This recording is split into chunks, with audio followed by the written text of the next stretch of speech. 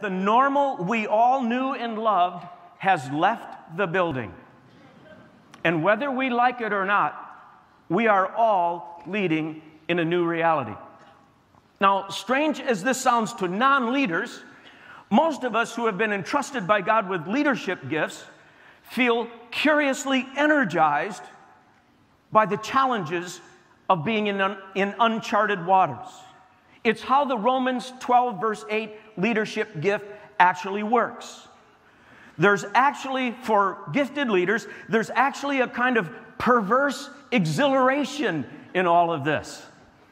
Now, non-leaders see how fired up we leaders get in times like these. They suspect crack cocaine. But seasoned leaders know in their hearts that rogue waves and outright storms often provide the perfect conditions for greatness to emerge.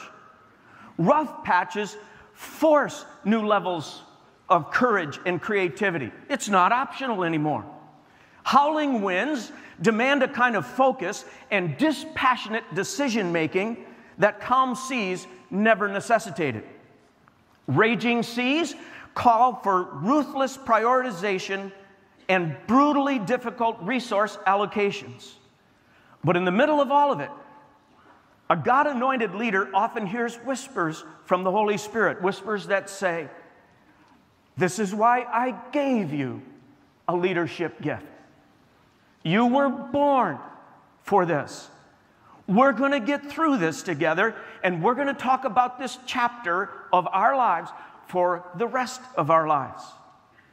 So even though all of us are leading in these ferocious conditions, leaders know that these are the kind of conditions that can produce our steepest learning curves, our deepest faith memories, and our strongest bonds with team members who we link arms with in the middle of these storms. So I say again, leaders, we don't mind, do we, to face a rogue wave every once in a while? I mean, it's part of what draws something out of us that calm seas never will. Now, I've been asked hundreds of times over the course of the last 8 months, "Bill, what are you learning at Willow through these stormy seasons?" My response has been, please don't ask me now, I'm busy. Because storms require constant action at the helm, not time for magazine interviews. But I did sit down a few weeks ago, and I have been journaling and processing some of the lessons I've been learning as I've been trying to lead Willow through the last 8 months. I'm going to give you 4 lessons in the next few moments. One is philosophical. One is financial. One is more relational in nature, and the last one is just personal. So let's dive into the philosophical one first. The economic rogue wave that hit the Chicagoland area with devastating force happened in October of 2008. We were in the middle of an 8-week series at Willow Creek called Influence. And in 1 week, the stock market lost 1,800 points, almost 20% of its value in 5 days. The single worst 1-week drop since the Great Depression.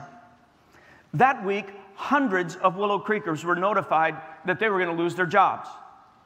Calls started pouring into our church asking if we had money to help people with their grocery bills, their mortgage, their car payment. And I knew things were quickly going from bad to worse. We needed to act quickly and decisively. I called our leadership team together and I said, I think we need to put our current Influence series on hold. I think we need to plan a totally different service for this coming weekend, and we need to speak into what's happening with this economic collapse, and we need to speak into how it's affecting people's lives. And I think we need to tell the church exactly what we're going to do, what our response as a church is going to be to this situation. So this young leadership team pulled together around the table in my office, and we started praying, and we started animated conversations. And we started reminding each other of key scriptures. And we decided together that day that no matter how deep the downturn went or how long it lasted, how many people were adversely affected, we were going to challenge our church to be the church to one another and to our community no matter what. By that, we were saying that we were going to try to live out the Acts 2 dream in our day. especially the part where the scriptures describe how radically the early Christ followers loved one another. To the extent the scriptures tell us that they sold property and possessions to make sure that no one in the church had to live with ongoing need.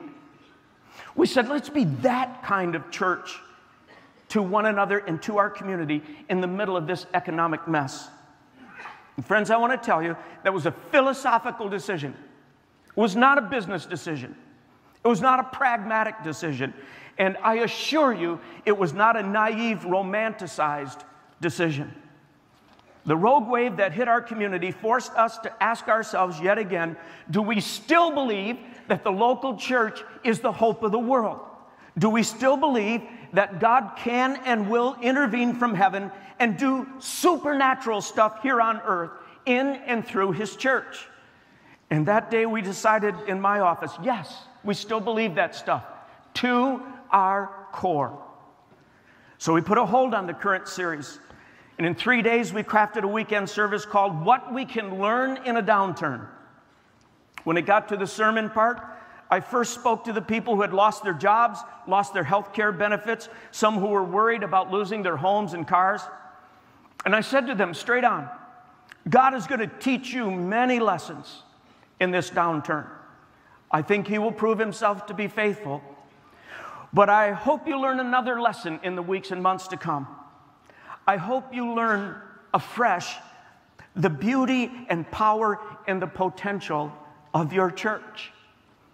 So I said to the people in the church that day, those of you who are in very difficult financial situations, I'm going to ask you to humble yourselves. And I want you to let the church help you. I want you to trust the love and the generosity of the brothers and sisters that sit around you and sing with you and worship and learn with you.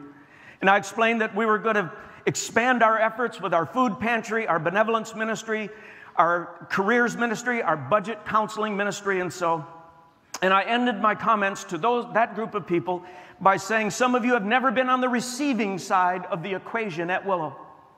And God's going to teach you lessons you will never forget if you will humble yourselves and let the church be the church to you during your time of need.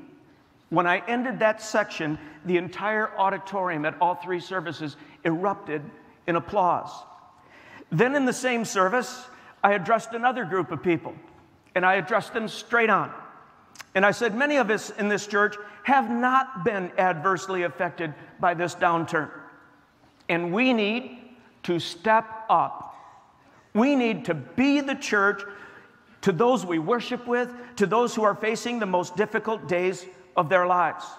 And so I challenged that group to really step up their serving and step up their praying, and especially step up their generosity, step up their giving. I didn't mince words. I stand in awe at how God intervenes from heaven when leaders make bold choices to make sure that the church is always being the church in calm seas or in big storms. I stand in awe when leaders call their churches to love like the church ought to love and meet the needs of the poor like the church should meet the needs of the poor, and to advocate for the powerless and hold the powerful accountable to what they should be doing in these difficult days. And these days more than ever, I repeat the mantra I've said for 20-some years. There is nothing like the local church when the local church is working right. There's nothing like it on planet Earth.